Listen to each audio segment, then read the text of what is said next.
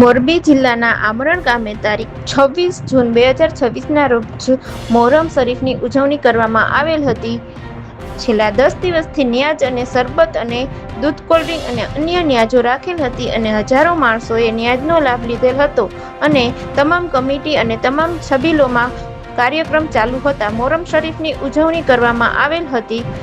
સર્વે હિન્દુ મુસ્લિમ એકતા સાથે આમરણ ગામે આશુરાના દિવસે તાજિયા હજરત દાઉલશાહની દરગાહ પાસેથી બપોરના 2 વાગ્યે ઉપાડવામાં આવેલ હતા અને ગામના બસ સ્ટેશને સાંજે 7 વાગ્યે તાજિયા આવ્યા હતા અને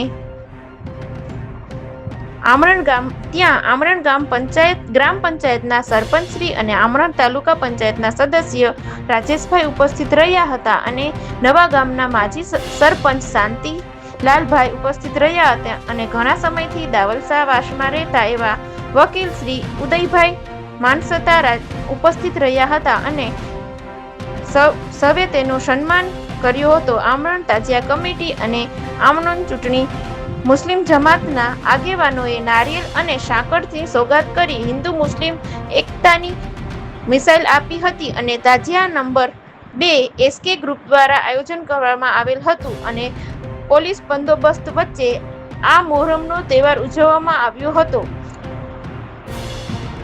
રિપોર્ટ દામજીભાઈ વેકરિયા.